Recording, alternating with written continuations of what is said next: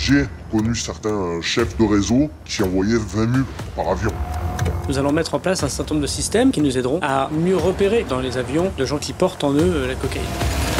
Les mules guyanaises alimentent énormément de points de deal en France. Nous sommes extrêmement soucieux de ce qui se passe ici en Guyane. La République, elle ne cède pas aux gens qui sont en cagoule. J'ai organisé l'expédition et la réception de plus de dizaines de tonnes à destination de l'Europe. La guerra contra las drogas ha fracasado. La corruption, elle est à tous les niveaux, que ce soit du petit policier au commandant, au juge, jusqu'à des ministres. C'est un des business où il y a le plus de morts. C'est une véritable industrie du crime qui a ses routes, ses méthodes. Quand tu es dans ce milieu-là, c'est très difficile de raccrocher en valeur. Il y a 90 000 $. C'est addictif. En France, à la revente, on est à environ 1 million d'euros. Ça crée des situations, des émotions très fortes. Ce qu'on a décidé, c'est d'intensifier la lutte contre les narcotrafics. Et ils disent oui, on fait des brigades conjointes, etc. C'est une farce. En Guyane, il y aura dans cette prison 60 places réservées aux narcobandits. Est-ce que les forces de l'ordre françaises peuvent faire quelque chose contre ton business et ta manière de le faire? Non, ils peuvent rien faire. Dans tous les cas, ils pourraient pas stopper ce trafic.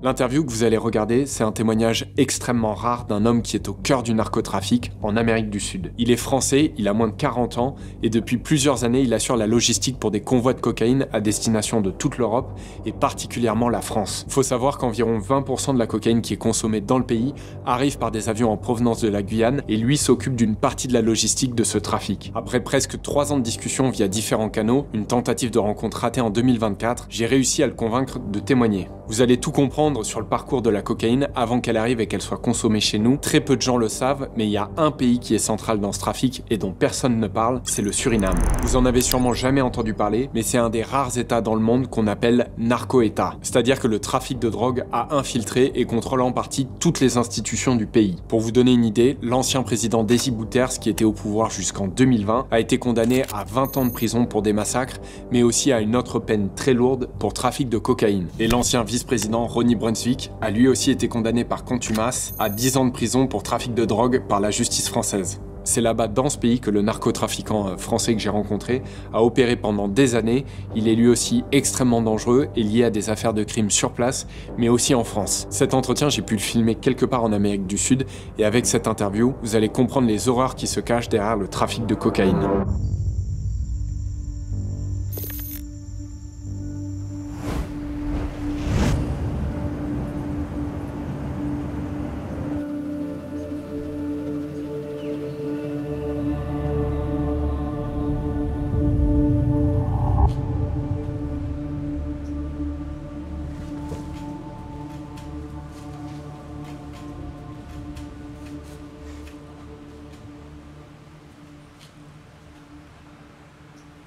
Si après cette interview, il devait se passer quelque chose pour ta sécurité lié à l'interview, est-ce que nous, on serait en danger? Je peux pas vraiment te répondre. Parce que je pense que oui, il y a des chances. Du coup, puisqu'il y a du risque à la fois pour toi comme pour moi, pourquoi tu as accepté de faire cette interview? Moi, j'ai accepté de faire cette interview pour justement essayer de démystifier certaines choses, éclaircir certains points, et surtout moi, personnellement, pour me servir de cette interview comme une étape dans mon cheminement de vie, et justement pour basculer sur d'autres projets qui n'auront rien à voir avec ce monde-là, même si ce ne sera pas un chemin facile. Tu veux dire que tu aimerais raccrocher et faire autre chose? Oui, clairement. Donc là, on a 15 kilos ici, donc c'est depuis plusieurs mois, et surtout par rapport à comment dire, la situation politique, c'est plutôt les quantités que je fais dernièrement. Voilà, donc on peut facilement deviner que c'est lié à des factions brésiliennes, même si celle-là, elle est transformée au Venezuela. Donc elle arrive sous forme de pâte. Est-ce que tu peux expliquer qui tu es? Eh bien, je suis dans le trafic de cocaïne principalement. Et je me décrirais comme logisticien. Pour les Français qui vont t'écouter, s'ils veulent avoir une idée de l'importance que tu as dans le trafic de cocaïne, pour celle qui est acheminée jusqu'en France, comment tu leur expliquerais? Tu leur dirais quoi? Je leur dirais que j'ai organisé l'expédition sans en être la tête principale, mais la tête, souvent, c'est juste la finance. Finance et contact. Lui ne fait pas grand-chose. Et moi, j'ai organisé l'expédition et la réception de plus de dizaines de tonnes à destination de l'Europe. Au cours de combien d'années? Environ 4 ans. Est-ce que tu peux expliquer pourquoi le Suriname est aujourd'hui un des pays les plus importants pour le trafic de cocaïne? Le Suriname, en fait, c'est historiquement lié avec la Hollande, dont Rotterdam, qui est un des plus grands ports d'Europe. Rien que ça facilite la connexion. Je dirais que c'est vraiment une sorte de Far West tropical. Tu me parlais d'un narco-État, d'un État pirate. Oui, complètement, parce que la corruption, elle est à tous les niveaux, que ce soit du petit policier au commandant, au juge, jusqu'à des ministres, elle est partout. Ensuite, c'est un pays où, si tu veux, les narcotiques internationaux n'ont pas d'emprise. Ils ont juste un rôle d'observateur. Ils ne peuvent pas agir à aucun niveau. Il y a énormément de personnes politiques, dont le vice-président actuel, qui sont recherchés par la France, par la Hollande. Et voilà, ils sont impuissants. Quand ils le voient lors d'assemblées, ils ne peuvent que lui serrer la main et ça s'arrête là. Alors que c'est un criminel notoire. Est-ce que tu peux expliquer les étapes de l'acheminement de la cocaïne jusqu'à la France?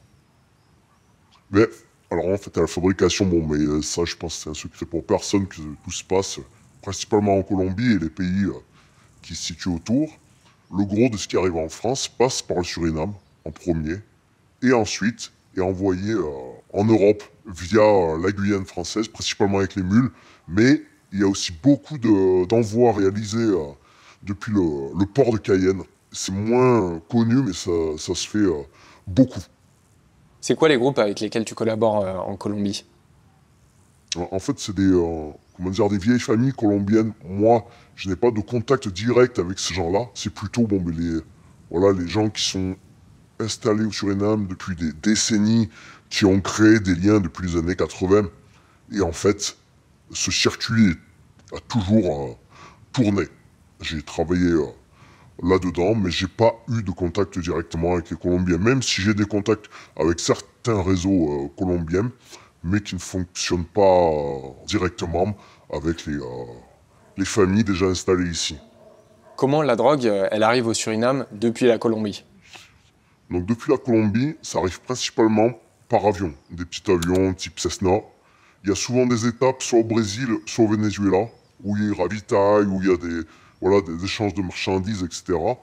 Et ensuite, ça atterrit au Suriname, sur des pistes improvisées. Le pilote, quand il arrive, il ne fait pas en fait un atterrissage en plongée classique, mais il vole à 50 mètres au-dessus des arbres. Donc en fait, on le voit d'assez loin, quoi. Et on sait à peu près sur quel tronçon il va falloir aller récupérer la marchandise. Après, c'est des zones, on est d'accord, c'est des zones complètement perdues, il n'y a jamais personne. Non, c'est des zones très reculées. Et c'est des zones où, par exemple, c'est possible qu'il y ait de la circulation, mais où, en fait, nous, par exemple, si on est 3 véhicules, on envoie un véhicule qui bloque la circulation. C'est bloqué, le temps qu'on fasse ce qu'on a à faire.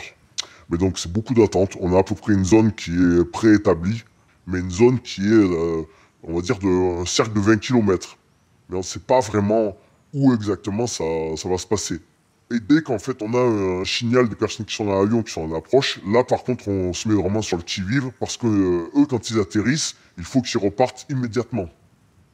Et généralement, quand eux repartent, ils sont quasiment à sec au niveau du carburant, donc la plupart du temps ils ravitaillent au Guyana, où là l'achat de kérosène n'est absolument pas contrôlé. Tu l'as fait combien de fois ça, par exemple, aller récupérer de la cocaïne suite à l'atterrissage d'un avion? Je l'ai fait... ça serait difficile de te donner un chiffre précis, mais plus d'une vingtaine de fois. C'était quoi les quantités à chaque fois? Les quantités, alors c'est pas toujours énorme, hein. On peut se dire, c'est du trafic à partir de tant de tonnes. Non, des fois ça peut être que 100 kilos, mais ce qui est déjà énorme quand on sait la valeur que ça représente en Europe ou aux États-Unis. Ça peut être 100 kilos, comme ça peut être 400, 600. C'est quoi le max que t'as fait? Le max c'est 600, c'est pour ça que je reste sur ce chiffre. C'est avec quel type de véhicule que vous transportez la drogue? Principalement, en fait, ceux dans des fourgons, type Voxy. Voilà, c'est des fourgons qui sont très présents dans la circulation surinamaise, donc c'est pas forcément identifiable. Toutes les assises sont retirées pour pouvoir répartir la charge au mieux. L'objectif numéro 1, c'est le stockage. Voilà, c'est le stockage en vue d'une éventuelle expédition. Et la drogue, vous la stockez où? Alors, en fait, c'est des maisons qui sont louées, principalement. Ça est déjà arrivé que ce soit loué à des ressortissants néerlandais, en fait, qui, eux, vivent principalement en Hollande, une grande partie de l'année. On loue leur maison, et en fait, ils ne le savent pas, ils pensent que c'est une location classique, alors qu'en fait, c'est pour faire du stockage de cocaïne. Et c'est pour ça que moi, à un moment donné, j'étais important dans ces choses-là, parce que j'arrivais à très bien ficeler ce genre de choses. Donc c'est ça qui a fait que j'ai graduellement été important. Il y a des maisons où il y a du stockage qui est réalisé depuis des années. Il y a certains quartiers, notamment les communautés sécurisées, où en fait c'est très très simple de louer une maison pour 2000$ par mois et y stocker ce qu'on veut. C'est vraiment très très simple. C'est quoi l'étape d'après, une fois qu'elle est stockée? Donc en fait, une fois que cette drogue elle est sécurisée, c'est pas en fait c'est là, on envoie le conteneur. Non, ça se passe pas comme ça. En fait, c'est le propriétaire de la marchandise qui essaye de la vendre. Voilà, parce que lui-même n'a pas forcément la connexion pour pouvoir envoyer cette drogue en Europe. Et dans ses potentiels clients, il y a des réseaux de mules guyanais. Eux vont acheter la marchandise donc au propriétaire de la drogue. Alors c'est principalement des hindous qui vont vendre la drogue à des Bushinengue, dans 95% des cas. Les Bushinengue, c'est une communauté noire, issue d'esclaves africains. C'est plusieurs ethnies en fait issues de l'esclavage qui ont fui avant que l'esclavage soit aboli et qui se sont adaptés à la vie en forêt. Notamment, ils ont adopté des techniques d'Amérindiens déjà présents depuis des milliers d'années. Ils sont vraiment surreprésentés dans les mules, même si depuis quelques temps, il y a aussi des réseaux nigérians qui opèrent en Guyane française ainsi qu'au Suriname, mais ça reste majoritairement quand même les Bushinengue qui opèrent. C'est en fait leur... Qui envoie la cocaïne en France. Voilà, c'est vraiment eux les spécialistes dans le domaine. Surtout que ils ont énormément de personnes prêtes à travailler pour eux. C'est vraiment impressionnant. J'ai connu certains chefs de réseau qui envoyaient 20 mules par avion. Donc c'est... 20 mules, 20 personnes dans l'avion. Juste un chef de réseau. Donc c'est... Ah oui, donc potentiellement, dans un seul avion, tu as d'autres chefs de réseau qui envoient aussi d'autres mules. Bien évidemment, même si majoritairement, il ne faut pas non plus croire qu'il y a des grands barons derrière chaque réseau, mais c'est aussi beaucoup de personnes qui montent ça en famille et qui envoient 1-2 personnes par vol. Voilà, c'est aussi beaucoup comme ça. C'est pas forcément que des gros réseaux organisés. Non, mais certains réseaux bien organisés, ça se passe comme ça. Et il y a notamment certains personnages politiques du Suriname qui sont derrière certains de ces réseaux. C'est pour ça qu'ils sont aussi puissants. Une fois que ça arrive à Paris, c'est énorme parce qu'ils ne se contentent pas de fournir Paris et la région parisienne. Ça va dans le sud de la France. Il n'y a qu'à ouvrir en fait le journal, marqué Mule Guyanaise, et il y a des affaires, que ce soit Paris, Bordeaux, Marseille, Biarritz, Reims, Nantes, Tours. Ils alimentent énormément de points de deal en France. Est-ce que tu peux expliquer un peu plus en détail le système des mules chez les Bushinengue? Donc en fait, eux, lorsqu'ils ont acheté donc leur cocaïne à des grossistes hindous, ils recherchent des mules, donc des gens pour transporter leurs marchandises, mais c'est pas toujours le cas. C'est très souvent, et c'est même plus souvent que ce qu'on pourrait le croire, les mules qui viennent à eux. Et la plupart des ovules, parce que ça se passe encore aujourd'hui avec de l'ovule classique de 8, 10 grammes, 12 grammes, Ingéré par les... ingéré par les mules, mais tout ce qui est préparation se passe au Suriname. Il y a très peu de préparation en Guyane française, parce que, évidemment, il faut un équipement assez spécifique, et comme on le sait, les forces de l'ordre françaises sont quand même un peu plus efficaces que ce qu'on peut avoir au Suriname. Ou même, certains policiers proposent à des réseaux de mules de transporter donc des mules qui ont déjà ingéré jusqu'à la frontière française. Quand elles s'apprêtent à transporter de la cocaïne, à quel moment les mules ingèrent les ovules? Généralement, ils prennent ça le matin ou le soir, mais il faut que le vol parte dans la journée. Évidemment, ils prennent tout ce qui va être anti-laxatif, type l'opéramide, des des choses médicaments comme ça. qui constipent? Voilà, des médicaments qui constipent, justement pour garder au maximum les ovules. Une mule, elle peut ingérer combien d'ovules en général? Bah alors, en fait, ça va dépendre. Mais souvent, ce qu'ils font, ils font soit des ovules blanches, comme ils appellent ça, c'est-à-dire des ovules où il n'y a rien, mais quelque chose qui fait la même grosseur, pour s'entraîner, pour voir combien ils peuvent prendre. Parce que c'est pas le tout de prendre. J'en ai déjà vu qui, me disaient, je prends 1 kilo. Et lorsqu'ils ont fait les tests, on a vu que, par exemple, 1 heure après, le corps réagissait très mal, il pouvait vomir, donc il faut être sûr. Et généralement, ils utilisent soit des morceaux de fruits, certains légumes, pour représenter la densité et la grosseur d'une ovule pour se tester. À ma connaissance, la moyenne est environ 800 grammes. Certains vont jusqu'à 1,2 kg, mais c'est majoritairement autour de 600-800 grammes. Donc ça fait combien d'ovules ingérés? Là, si c'est 800 grammes, ça en fait une centaine. Une centaine d'ovules ingérés? Ouais, ça... En fait, quand ils ingèrent les ovules, c'est pas quelque chose qui va prendre 10 minutes, hein, c'est un processus assez long, même ils font des pauses. C'est vraiment... faut pas croire que c'est facile, hein, c'est quand même délicat. Il y a un aspect aussi qui est très intéressant chez les Bushinengue, c'est le côté vaudou. C'est quelque chose vraiment qui est à l'intérieur d'eux, c'est vraiment quelque chose important. Et notamment pour les mules, beaucoup font par exemple des bains avec des plantes de la forêt amazonienne, des choses traditionnelles de leur culture, pour avoir l'invisibilité. Et il y a notamment le cas, à ma connaissance, mais je pense qu'il y en a plusieurs, d'une femme qui est en fait au contrôle à l'aéroport de Cayenne, et passait en fait sans s'arrêter. Parce qu'elle se pensait invisible. Elle se pensait invisible. Et où ils lui ont dit arrêtez-vous, arrêtez-vous. Et elle n'a pas compris en fait, elle pensait vraiment qu'elle était invisible. Et je pense pas que la personne soit idiote ou quoi que ce soit, mais je pense qu'elle était tellement dans ce... Conditionnée. Conditionnée que ça a causé du coup sa perte. Et ça arrive les accidents après? Oui, bien sûr que ça arrive. On entend qu'il y a eu des fois des décès, par overdose évidemment, en plein vol. Moins ces dernières années, mais il y a déjà eu des morts. Pourquoi moins ces dernières années? Parce qu'ils se professionnalisent. Et ils cherchent à améliorer les méthodes de préparation, etc. Et ceux qui gèrent les réseaux veulent pas ce genre d'accident, parce que, évidemment, ça attire moins de personnes. Et comment ils font pour améliorer ce système? En fait, c'est la méthode de fabrication. Avant, par exemple, ils pouvaient mettre juste 2 couches de plastique. Ils ont renforcé, ils ont mis peut-être 3 couches, sans forcément bouger le poids. Mais le problème, c'est que plus on couvre la cocaïne, et plus on la compacte, plus elle est visible au rayon X. C'est pour ça que petit à petit, ils basculent sur des ovules liquides. Est-ce que ça, ils le font avec tout type de personnes et tout âge? Tout. Même des adolescents? Même des adolescents, même des très jeunes adolescents. C'est pas vrai. Si, moi j'ai vu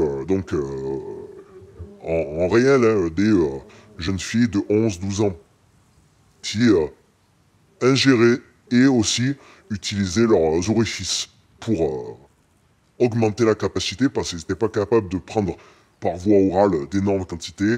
Donc pour mériter ce qu'on leur a promis, on a dit non, je vais faire autrement. Voilà.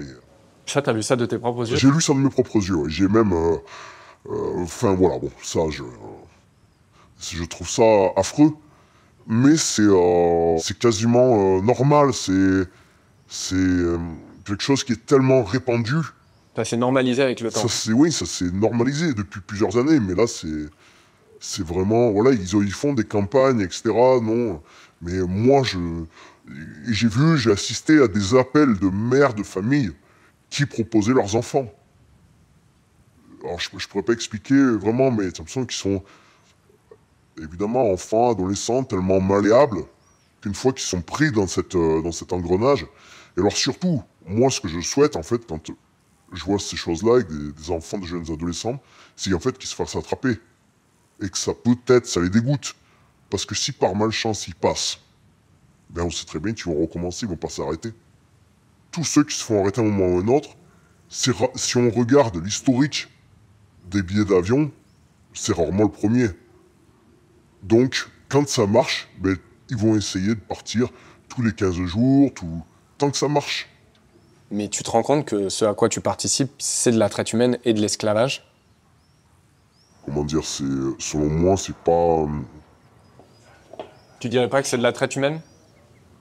Bah si, je dirais que C'est de la traite humaine. c'est de la traite humaine. Je cherchais quand même un terme un peu moins fort, mais oui, c'est le cas. Parce que derrière tout ça, derrière celui qui va prendre sa trace en soirée, il y a peut-être un petit qui a fini dans un fossé du Suriname parce que ça a éclaté, et que voilà, il bazarde, et c'est des choses qui sont déjà passées. Et voilà, ça, personne n'en parle.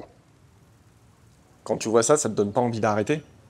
Oui, non, mais clairement, c'est pour ça que moi, en fait, si tu veux, c'est voilà,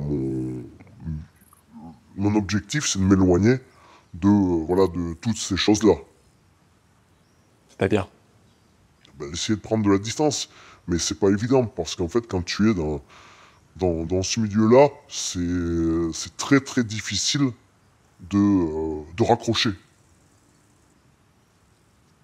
Parce qu'après, si tu veux, ça a créé quand même des situations, des émotions très fortes.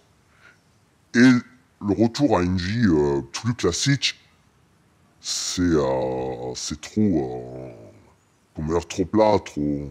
On parle d'adrénaline? Oui, clairement. Ouais. C'est, comment dire, en quelque sorte, c'est addictif. C'est même pas une question d'argent ou quoi que ce soit.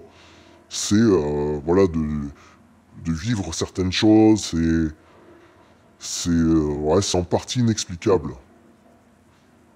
Tu réalises à quel point c'est horrible ce que tu es en train de dire? Je peux le concevoir, mais moi, c'est pas comme ça que je le vois, bien au contraire. Comment tu le perçois justement? Tu peux expliquer? Bah moi, justement, en fait, tout du long que j'ai fait ce genre d'activité, j'ai toujours essayé de couvrir certaines personnes, que ça ne soit pas forcément dramatique pour tout le monde. Même si ça m'a valu, moi, des choses négatives. Mais voilà, c'est mon côté humain. Bon là, je vais être obligé de faire un petit test. Obligé de la taper pour avoir un peu frégable. Et là, on va faire un test avec les lingettes gentiment fournies par les douanes. Voilà, enfin, une petite lingette rosée qui va réagir.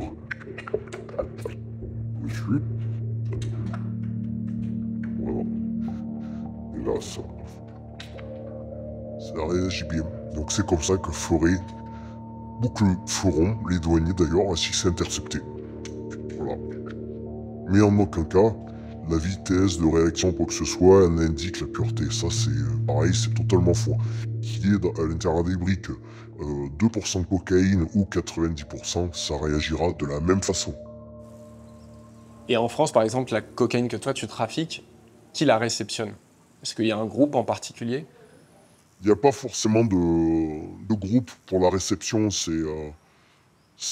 peut être structuré, comme ça peut être, mais quand c'est les gens qui envoient qui sont pas forcément organisés, ils vont donc expulser leurs ovules et chercher à vendre Ah oui, produits. il y a des gens qui font cette traversée-là et qui savent pas encore... Mais ils savent pas forcément avec qui, mais c'est un produit qui se vend très facilement. Surtout dans les grandes villes, même que 1 kilo, ça part en quelques heures. Et il n'y a pas que ça, il y a ceux qu'on leur dit oui, tout va bien se passer, mais qu'en fait, arrivés à l'aéroport, ils sont arrachés, on les bat pour qu'ils expulsent les ovules, etc. Et qu'après, on ne sait pas trop ce qu'ils deviennent. Ça aussi, c'est un gros problème. Et il y a notamment certaines bandes de régions parisiennes qui s'en sont fait la spécialité, quoi, d'arracher les mules devant les aéroports. Ouais, donc ça, c'est aussi un gros problème et que les réseaux guyanais, ils ont eu du mal à contrer, en fait, surtout ceux qui n'étaient pas très organisés. Tu peux expliquer ce que c'est, ça? Même moi, j'en ai jamais entendu parler. Ouais, en fait, c'est que souvent, c'est des gens qui se font passer pour des chauffeurs, des VTC, etc. Et qui, en fait, ont quand même une expérience dans ce genre de business. Donc, ils sont capables de repérer les mules qui sortent de l'aéroport. Qui arrivent quand même assez vite à identifier les mules. Ils sont, assez rodés dans leur discours pour les embrouiller en leur disant, alors ils peuvent utiliser tout un tas de stratagèmes. Majoritairement, c'est basé sur un gros bagout pour les faire venir dans leur véhicule. Et ensuite, le gars, il fonce, soit dans un sous-sol de cité, quelque chose comme ça. Et puis là, le gars, il est menotté dans un appartement jusqu'à ce qu'il expulse. Et ça, c'est vraiment pas rare. Je suis sûr qu'il y a beaucoup de Guyanais qui pourraient en témoigner. Je reviens un peu en arrière quand t'expliquais que certains Guyanais prennent plusieurs vols rapprochés par an. Est-ce que c'est un indicateur connu dans la police pour arrêter les mules? Oui, bien sûr, mais lorsqu'en fait, si tu veux, sur un vol, tu as 150 passagers dans la même situation, comment tu fais? Tu peux pas approfondir chaque personne qui a fait 12 vols dans l'année. Ou plus. C'est pas possible. Est-ce que les forces de l'ordre françaises, notamment en Guyane, peuvent faire quelque chose contre ton business et ta manière de le faire? Non, ils peuvent rien faire. L'aéroport de Cayenne, c'est un petit aéroport. C'est pas vraiment adapté à ce qui passe. À la quantité qui est envoyée. C'est vraiment surtout que petit à petit, les Bushinengués, ils s'adaptent. En fait, avant, ils faisaient le test urinaire. Maintenant, ils utilisent certains médicaments, certaines méthodes pour ajuster le pH de l'urine pour tromper les tests urinaires. Parce qu'avant, ceux qui préparaient les ovules, c'était pas toujours fait de manière professionnelle. Il y a toujours un peu de dépôt, etc. Donc ça finit toujours un peu par passer dans le sang. Donc un simple test urinaire pour les douaniers, ils disent cette personne, elle a ingéré. Mais maintenant, ils arrivent justement à passer les tests urinaires. Donc c'est plus délicat, parce que quand ils en tiennent un pour l'amener à la radiographie, etc., l'avion, il doit partir.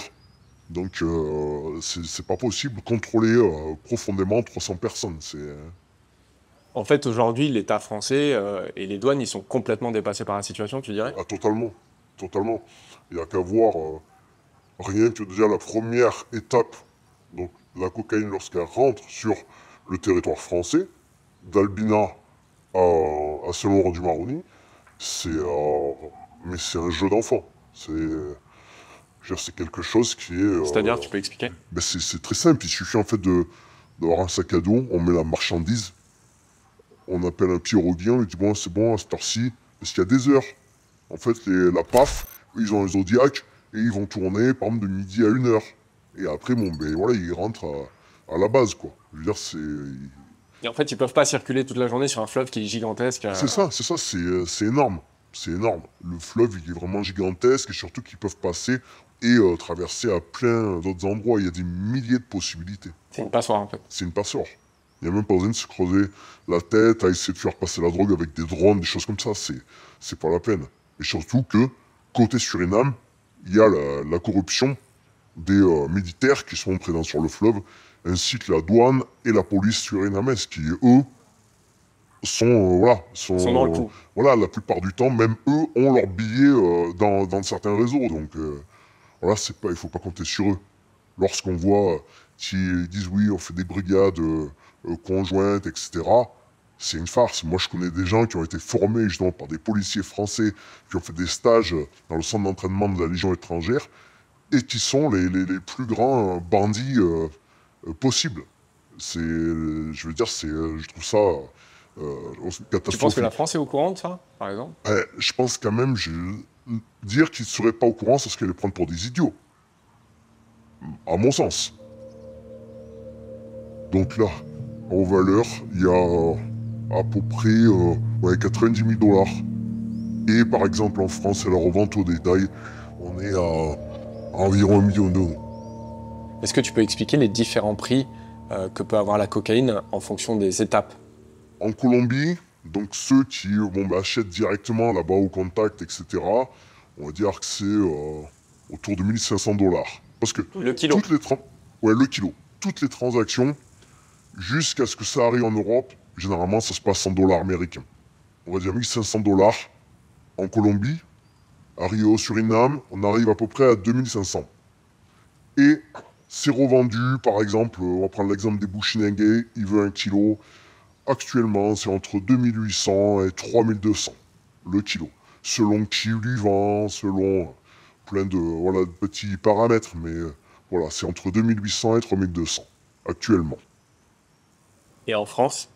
En France, actuellement, on est plus pour 1 kilo aux alentours de 20 000 €.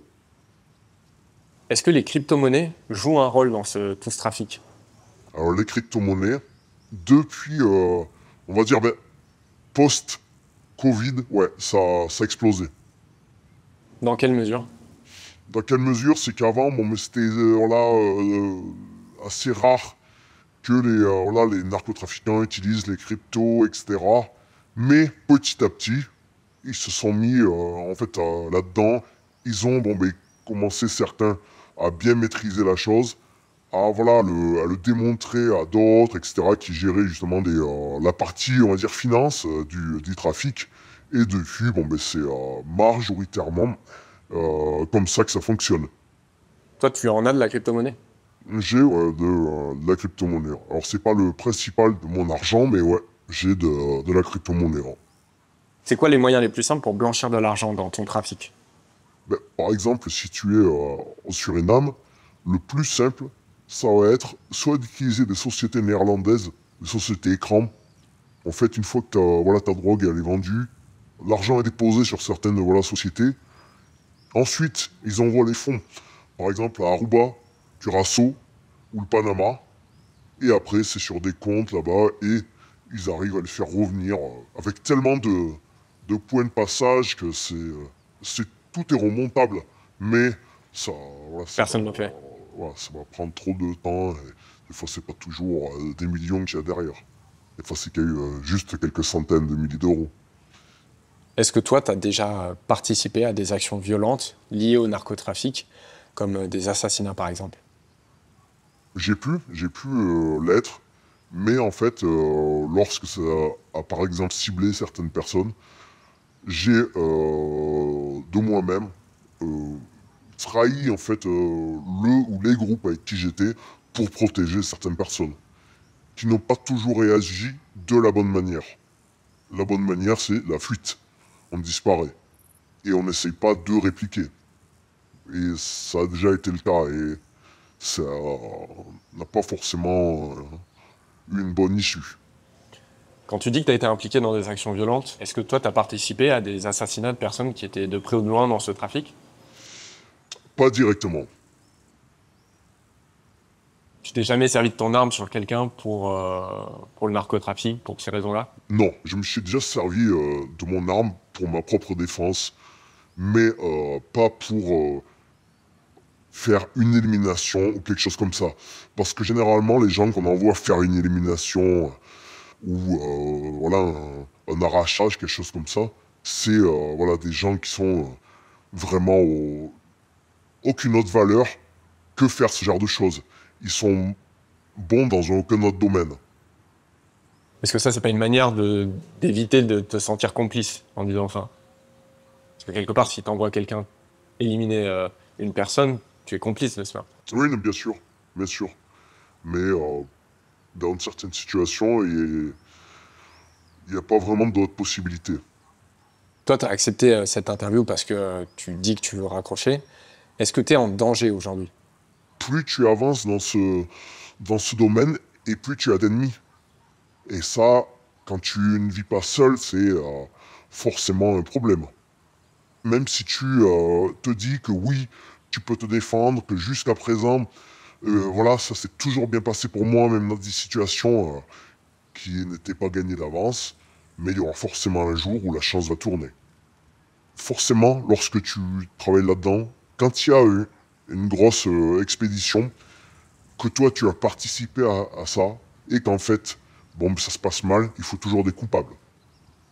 Tu peux donner un exemple, par exemple, c'est quoi une expédition qui se passe mal? Une expédition qui se passe mal, c'est comme lorsqu'on était déjà en contact. En février 2024, il y a 8 tonnes qui ont été saisies en Espagne, dans le port d'Algeciras.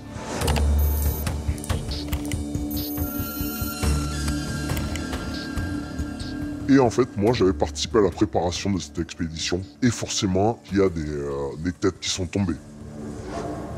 La mienne était prévue pour, mais je suis toujours là. Parce que pour que les gens comprennent, on devait se rencontrer il y a plus d'1 an. Oui, Et t'as annulé du jour au lendemain parce que t'étais dans cette oui, situation-là. voilà.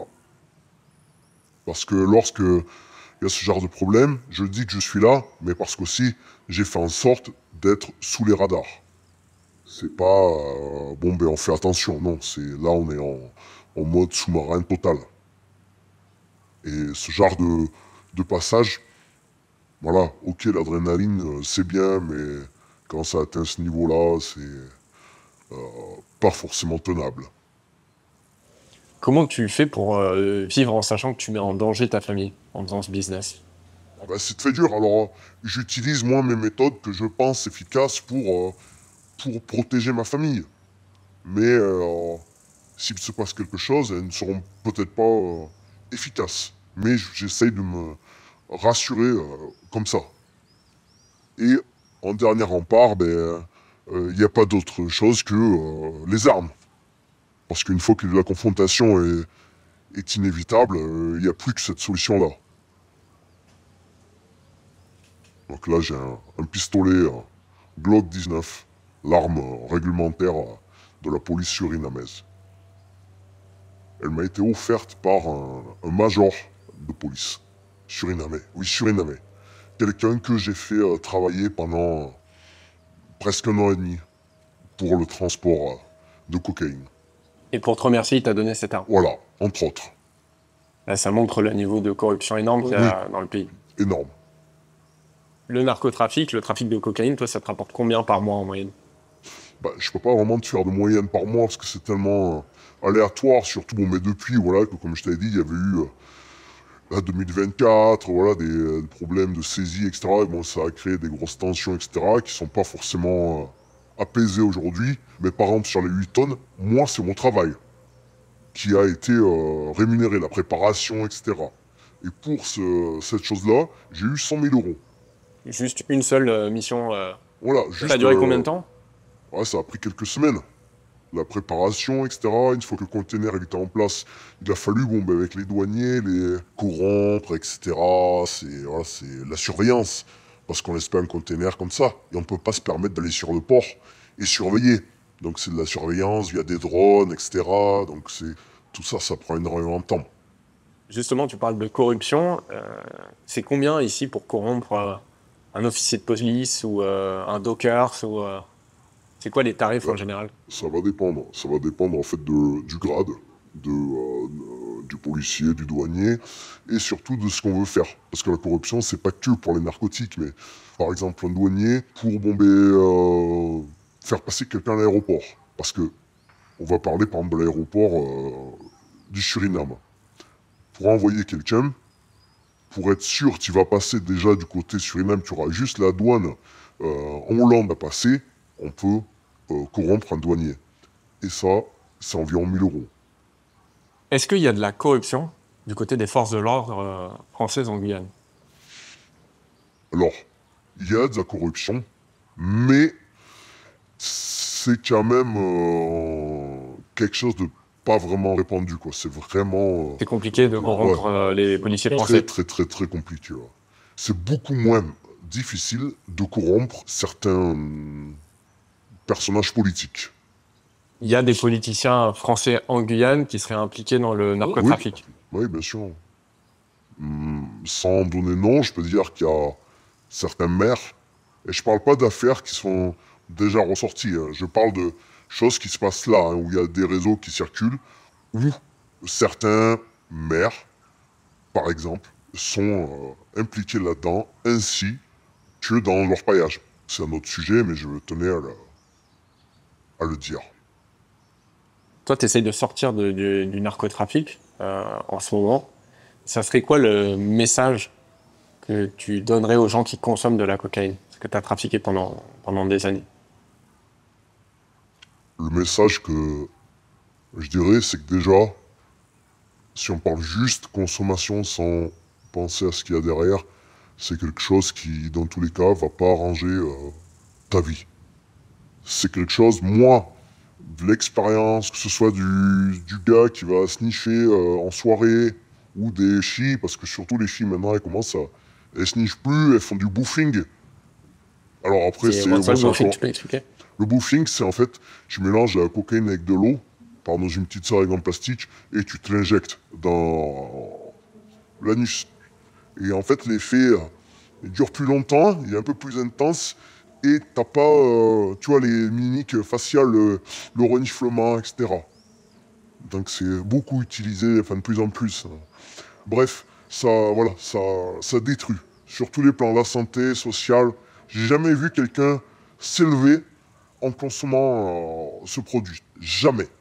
Jamais. Derrière, il n'y a que du négatif. C'est pas fun ou quoi. Faut pas penser que les overdoses, ça va arriver que à celui qui va sniffer beaucoup. Non, c'est pas vrai. Il y a des gens qui défendent des pathologies cardiaques, pas forcément décelées, et le fait de prendre ce produit va déclencher justement le moment où ils vont faire une attaque cardiaque, un infarctus, quelque chose comme ça. Et c'est pas quelque chose de rare. Et ensuite, tout ce qu'il y a derrière, toute la misère humaine, les morts qu'il y a derrière, parce que même quand ça se passe bien, il y a toujours autour la mort qui rôde, quoi. Et je pense que c'est un des business où il y a le plus de morts. J'en suis quasiment sûr. Après la conversation qu'on a eue, les histoires horribles que tu as racontées, tu ressens pas de la culpabilité d'avoir travaillé dans ce business pendant des années, d'avoir peut-être mis aussi ta famille en danger en faisant ça?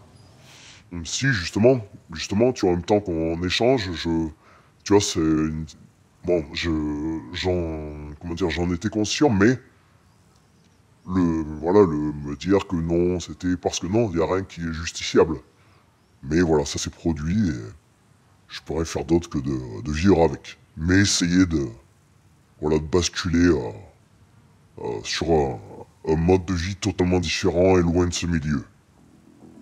Voilà, j'espère que cette interview vous a intéressé. Pendant la discussion, je ne sais pas si vous y avez fait attention, mais le narcotrafiquant a parlé de l'orpaillage illégal. L'orpaillage illégal, pour ceux qui ne connaissent pas, c'est l'extraction artisanale de l'or qui se déroule particulièrement au Suriname et en Guyane et qui est souvent faite par des gens extrêmement violents, mais aussi par des personnes dans des situations de grande précarité. Des militaires français mènent régulièrement des opérations sur le terrain pour lutter contre cet orpaillage qui entraîne d'ailleurs aussi d'énormes problèmes environnementaux dans ces régions parce que pour extraire l'or, ils utilisent des produits toxiques comme le mercure qui pollue les sols et se déverse ensuite dans les rivières. Et donc c'est pour toutes ces raisons que c'est aussi un sujet sur lequel je suis revenu avec le narcotrafiquant, parce que l'armée française communique beaucoup sur ses actions et son impact sur place contre l'orpaillage, mais vous verrez dans une prochaine vidéo que je prépare qu'en réalité ils ne peuvent pas faire grand chose. Avant de vous laisser, j'ai 2 super reportages à vous recommander. Le premier, il a un lien important avec cette interview parce qu'on a beaucoup parlé de l'implication de la communauté Bushinengue au Suriname et en Guyane dans le narcotrafic. Et il y a une journaliste indépendante qui s'appelle Camille Toulmé qui a réalisé réalisé un documentaire pour France TV Slash en immersion chez les Bushinengue pour comprendre comment le trafic de cocaïne ronge de l'intérieur cette communauté, et il y a des raisons structurelles qui permettent en partie de l'expliquer, notamment la pauvreté, l'exclusion et le manque d'opportunités professionnelles. Je vous recommande aussi un reportage qui vient tout juste de sortir sur la chaîne YouTube de Camille Reporter sur la vie des jeunes Amérindiens français en Guyane qui sont déracinés de leur village pour aller à l'école et chez lequel le taux de suicide est un des plus élevés au monde. Pareil, c'est un sujet extrêmement important sur une région dont peu de gens parlent et qui, je pense, nous concerne tous. Le film est hyper émouvant, donc foncez le voir, je vous mets des liens en description. N'hésitez pas non plus à vous abonner à ma chaîne YouTube si vous ne l'avez pas encore fait. Merci encore pour votre soutien, à très vite.